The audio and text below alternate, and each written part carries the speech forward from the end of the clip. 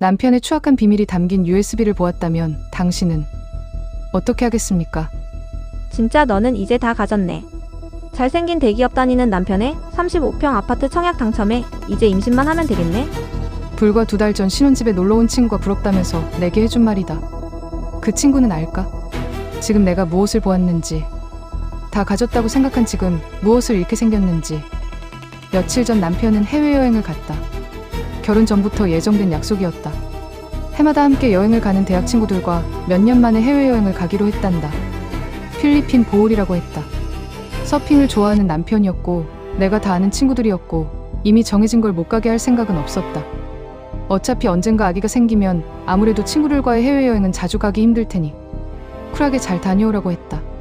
20살 자취 때부터 혼자 잔 세월이 길었는데도 2달 동안 매일 붙어 자서 그런지 남편의 빈자리가 제법 허전했다. 목요일 밤에는 4월인데도 추워서 보일러를 틀고 이불을 목까지 덮고 잤다. 푹 잠들만 하면 잠에서 깼고 깰 때마다 몇 번이나 화장실을 가 소변을 보았다. 금요일 아침, 아무래도 몸살 기운에 실장님에게 연락해 오늘 출근을 못한다고 전했다. 다행히 오늘은 내 지명 예약 손님도 없었다. 밤에 못 잔 잠을 소파에서 자면서 자다 깨다 했다. 그러는 틈틈이 휴대폰으로 남편이 보내주는 바다 사진을 보면서 잠깐씩 힐링했다.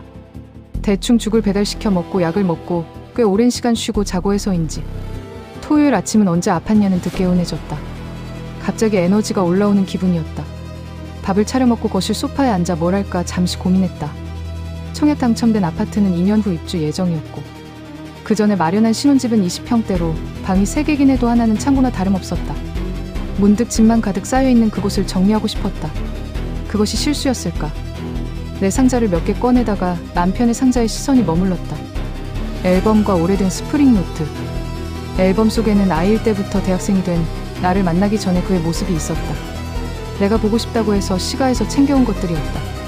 가져온 날 한번 보고는 이걸 여기다 뒀었구나. 잘 정리해서 거실에 둬야지 생각했다. 스프링 노트엔 대학 시절 그가 썼다는 시들이 있었다. 한 장씩 넘기면서 보다가 이것도 안방에 두고 심심할 때 봐야지 생각했다. 무심코 밑에는 뭐가 있나 제목도 어려운 두꺼운 경제학 책들을 들춰보다가 작은 상자가 툭 떨어지면서 열렸다. 거기엔 USB가 하나 있었다. 그걸 열어본 것이 실수였을까? 그걸 열어보지 않았다면 지금 나는 다 가진 채 행복한 웃음을 짓는 아내의 모습을 유지할 수 있었을까? 하지만 판도라의 상자는 원래 열 수밖에 없는 것이다. 열어본 순간 돌이킬 수 없는 것이다. 그리고 실수를 한 건 내가 아니다. 나는 거실에 둔 노트북에 USB를 꽂았다. 시 제목처럼 보이는 문서 파일들 옆에 제목 없음으로 되어 있는 동영상 하나가 있었다. 나는 아무런 의심 없이 마우스를 2번 클릭했다. 딸칵딸칵. 그곳에 남편은 없었다. 알몸에 여자가 누워있었을 뿐이다. 손이 떨려 미처 정지시키지도 못하는 사이 화면 속에서 남편의 목소리가 흘러나왔다.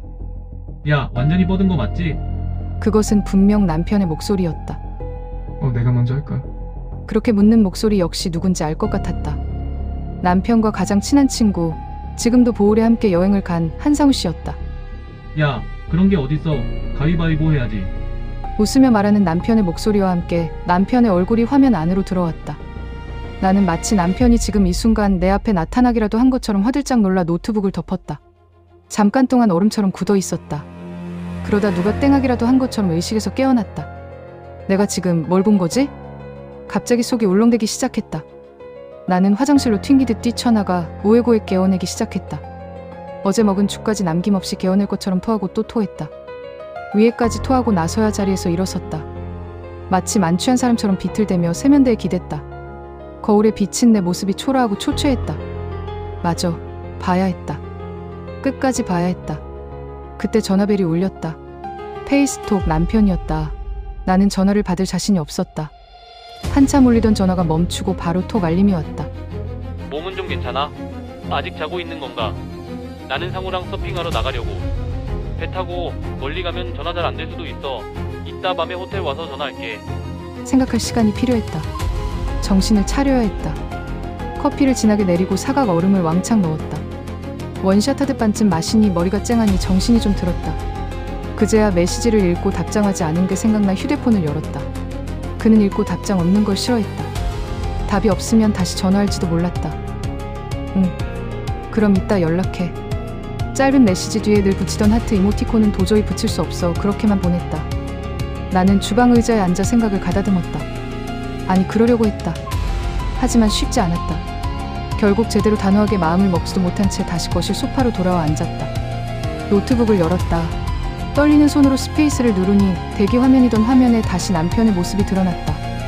화면 속에서 보이는 가위바위보하는 두 개의 손. 남편이 이겼다. 그는 천천히 누워있는 여자에게로 다가갔다. 나는 다시 스페이스를 눌렀다. 더는 볼 자신이 없었다. 아무래도 맥주라도 마셔야 할 것 같았다. 침착하자, 침착하자. 아무리 되뇌어도 침착해지지 않았지만 뚜벅뚜벅 냉장고 앞으로 갔고 캔맥주 하나를 꺼냈다. 탁! 조용한 집안 가득 경쾌한 소리를 내며 캔을 땄다. 한 입 마시려다 누군가가 옷깃을 잡아당기기라도 한 것처럼 놀라 동작을 그대로 멈췄다. 잠깐만, 설마. 나는 주방 식탁 위의 달력을 보았다. 그러고 보니 생리 예정일이 이틀 지나 있었다. 아니, 설마. 이번엔 누군가가 화장실에서 부르기라도 한 것처럼 화장실로 들어갔다. 화장실 수납장 안에는 얼마 전 사둔 임신 테스트기가 있었다. 그것을 해보았다. 선명하게 드러나는 두 줄. 명백한 임신이었다. 나는 그대로 변기에 앉아 한참을 있었다.